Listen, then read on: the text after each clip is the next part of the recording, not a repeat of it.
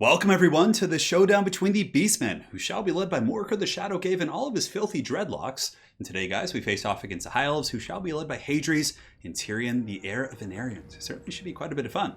Now, as far as the build goes, in the front line, it's going to be Goreherds with shields. Now, these guys, of course, cannot beat the elite infantry, so they will struggle against Swordmasters and probably against White Lions as well. But against Spearmen and the baseline infantry troops of the High Elves, they do a good job, and they're shielded. Definitely like these guys quite a bit. So in total, we have 4 Goreherds with shields. On the flanks, we have a couple spears as well to help out with the infantry fight off some of the Reavers and Dragon Princes and other spooky threats like that.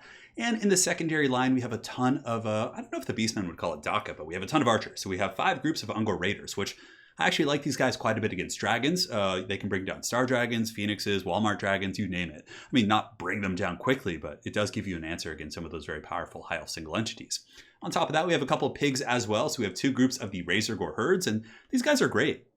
Obviously, in a vacuum, they will lose to like princes and things like that. But if you mix them in with spears and use them to hammer armored infantry like Swordmasters and elite troops, these Razor Gores are so cost effective. They also give you good mass. So for example, if you're fighting against like an elite character like Tyrion, or if like you're trying to pin down a dragon, the pigs are more than up to the task. And it's really funny because I feel like in game 1, there wasn't that much that was different about Razor Gores, but they're very overlooked. Like people never use them. And somehow in game 2, I'm not sure who made them popular, but they made a big comeback for sure. On top of that, we have a Bray Shaman, so we're not going to be having too much summoning in this build. We have a Bray Shaman here. He does have the Bray Scream as well as Vile Tide, so just going for AoE damage to kill Spearmen and Archers. Morkar the Shadowgave to obviously be Morkar and summon things, and we do also have Gorbel. So Gorbel is going to be the personal escort here of Morkar the Shadowgave, and we'll see how that goes. That's pretty much it for my army, aside from a couple of groups of flanking units in the mobile game. So 2 groups of Chaos Warhounds, each of which is going to be teamed up with a group of Centaurs. Centaur is pretty good against Reavers, Reaver Archers, and also can harass the back line because they're incredibly fast. 94 speed on Centaurs is no joke. So for the forces of Hadres, up in the sky, he does have a Moon Dragon. Going to be dropping some of that Moon Breath. 2 groups of Reavers on the flanks to kind of secure his position, make sure his archers don't get compromised. Front line's going to be Spearmen with 1 group of the Swordmasters of Hoeth in the middle, so going a little bit elite for sure, and a bunch of archers. So he does have 5 archers. This is a very bold strategy, Cotton. Bringing this many archers against Beastmen, they're very good at swarming, but if he can protect them, he can do some work. But also, I see the school of thought because a lot of Beastmen players, and honestly most Beastmen players I play against, love to bring the Minotaur bus. So they bring like 4 or 5 Minotaurs and the Butchers of Kalkengard, and archers are super good against those guys. So I see what he's going for here. Also, Tyrion as well. And yeah, the heir of Venarian is very, very tough to take down. And he can win games just single-handedly with his regrowth ability. So I do have to advance a bit of up a hill, a bit of a precarious situation to say the least, as these Ungors are peppered with fire. You can see here in the back, the Raiders are now going to be getting punished by the archers. But I'm going to be going up to engage here. Tyrion is going to be going fisticuffs, charging through the ranks, going straight for Morkar.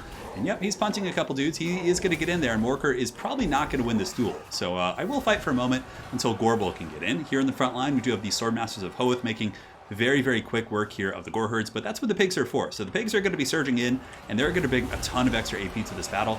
Nice little Sunfang right there is able to get the archers. It looks like, no, I was just barely able to dodge that. And Morkar is able to get away, and now Gorbel is in the fight of his life. Oh, with a breath attack coming in, Gorbel getting roasted. Okay, that's how he took so much damage. I was wondering what that was. Very well played. So the Moon Dragon Breath doing some great damage against Papa Gorbel. Now in the back line, fights are going a little bit better. My Centaurs and Poison Hounds are collapsing on the Reavers here, and on the far side, it's already a 1 fight. So these Reavers are taken out pretty hard. Granted, there's a lot of crossfire coming in from the archers, shooting downtown into my Centaurs and Hounds, but that's really big because we were able to punish his mobility, which means my Hounds and my Centaurs don't have free range quite yet, but they're, relatively open to do as they please. So Poison Hound's going to be going here after these archers, Centaurs chasing down those Reavers, and they do have the charge advantage, which means I will get the bonus. But as far as this fight goes, it's a little bit scary. Gorbel just got destroyed. I was trying to think of like some really funny word there to describe that, but I was like, that's probably not appropriate.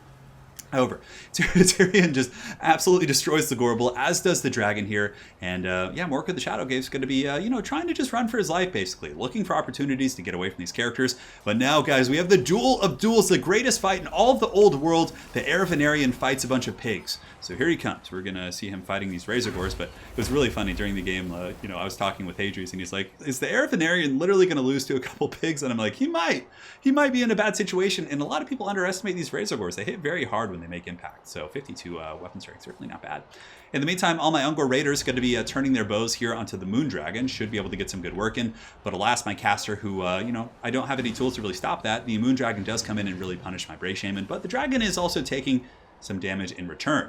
In the back line, it's a bit of a disaster for the High Elves as my Hounds and my Centaurs are basically just rampaging through. You can see these Archers here are going to be getting just run down by the Centaurs, who are just designed to do this. They're shielded, they're fast. I don't know how they block arrows with those bucklers. They must have to be supernatural as it pertains to their agility, but nonetheless, those Archers are going to get put in the can. So if we take a big old look at the battlefield overall, the back line is certainly in shambles. The Archers are getting chased off on pretty much every front.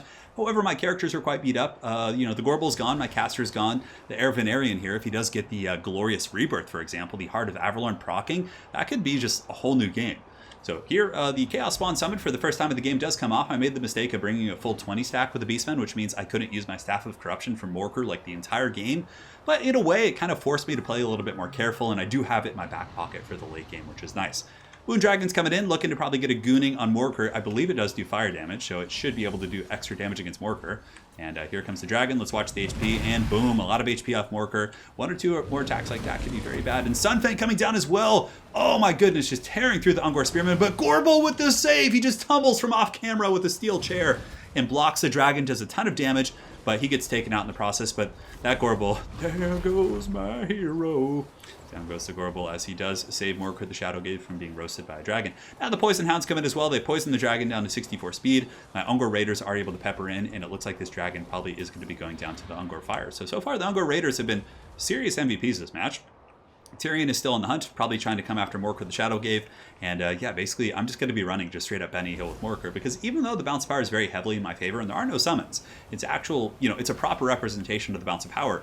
It's still Tyrion, and I've seen Tyrion with Sunfang just like win absurd games where like the High Elves should have had no chance. So we're going to be very careful here. Regrowth going down on Tyrion as well, and the Mage is still alive as well. So the Mage of Life here is in decent shape. So Centaurs and Spawn are going to be surging in, but these Spawn are from much earlier in the game. So yeah, those guys are going to be disappearing here as my Centaurs get some decent damage on the Mage.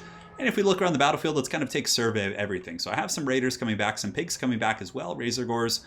We have Goreherds fighting Spearmen up on the high ground, and my Centaurs were able to chase off some of the Reavers here, so they should be coming back here in a moment. Once I realize that, we'll be able to hammer that Archer position. But now, guys, the bounce is kind of evening out. You can see it's going back towards the middle here, as now I am able to finally use that Spawn Summon. I saw Tyrion trying to push out here and get away, so I used the Spawn just to buy time for Morker to heal and basically allow me to use my mobility to potentially chase down this Mage of Life. So Morker is going to be going after the Mage, and my Centaurs will be disengaging from this fight right here and should be chasing down this Mage of Life, trying to get rid of some of the healing. Granted, it doesn't really matter for Tyrion because he does have the Heart of Avalorn, so he should be able to heal up there. But some Reavers are coming back in, which could cause a lot of disruption here. Might be able to actually punish my Ungor Raiders if I'm not careful. My Spearman here on the flank getting run down pretty good here by this Mage and a Chariot, but the Mage and the Chariot, its time is limited here, and Centaurs are, of course, a little bit faster than Reavers, 90 speed to 94 on these guys, and they do get the acceleration from their charge, so they should be able to ride down those Reavers. I mean, they literally are beast people. Should be faster than those High Elf forces. So here, the Mage going to be running. Morker the Shadowgave coming, but the Mage might be able to actually chase off the Bray Shaman. Tyrion still fighting to the bitter end. This is a very Tyrion thing, and also Sunfang does have unlimited charges, so basically, if Tyrion can just tank all day, you can Sunfang like nonstop, basically. Yes, there's going to be a cooldown in between. He has to be in combat to recharge it, but he could potentially Sunfang me a couple more times this battle, which is quite scary. So oftentimes, if you can with Tyrion, I mean, you want to like kill everything else before you try and finish off Tyrion to try and break them with army losses instead of giving him an opportunity to use his rebirth here. So Centaur is going to be chasing down this Mage of Life. Certainly getting a good engagement here. The Mage does have 110 armor, and Centaurs have pretty poor AP without their great weapons, but they still should be able to win this fight. You can see the Mage of Life is getting chipped down just slowly but surely, and there's no escape really. It has 78 speed, and they have 94, so a big speed advantage there. But another Sunfang in the distance. Missed that one once again. My apologies, guys. But you guys kind of saw it in the distance there. The Ungors, I think, yeah, no, it's just Goreherds. The Goreherds basically just got annihilated by Tyrion. He's up to 130 kills. Some of the Ungor Raiders are going to be sacrificed to whatever pantheon the Beastmen wish to worship. And they're going to go in and start shooting some arrows. So yeah, we get some good crossfire. I ran my Ungors in 4 different directions. So Tyrion basically couldn't get all the value of, compromising like 2 or 3 of them at once. And I mean, this damage adds up. There you go. There's a little bit. Did about 40 damage there. I will not complain. In the distance, we do get the Mage of Life. So the Centaurs, as well as my Bray Shaman, who has come back, really hasn't been terribly efficient this game. I probably should have brought some buffing spells as well. But nonetheless, the Bray Shaman is going to be helping out in this fight and trying to chase this guy down. So Mage of Life getting chased down, but alas, Tyrion is free, guys. And I'm telling you, if that Heart of Avalorn procs and Tyrion gets a fat heal back up to 80 or 90%, wherever his healing cap is, I'm going to be in some serious trouble. Like, no joke. I have enough Centaurs to maybe surround him, but with Sunfangs, you can never count him out. So basically, this poor Brave Shaman is just going to be sacrificed here. There's no way for me to really protect it. So here comes Tyrion.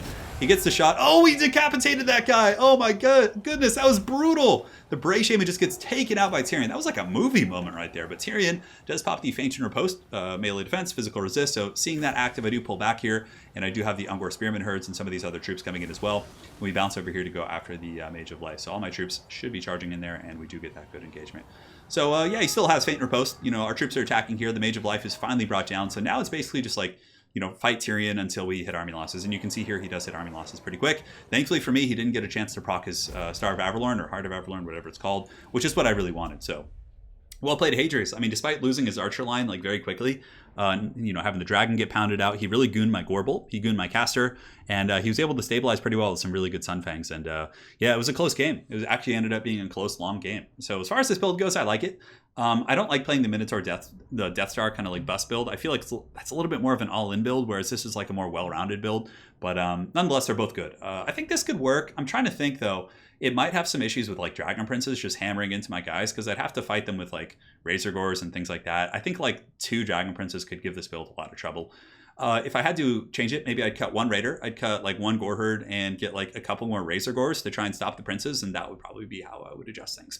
Anyways, very well played, Hadrius. Hopefully you guys enjoyed this Beastmen versus High Elf game. We'll see you guys on the other side. Take care.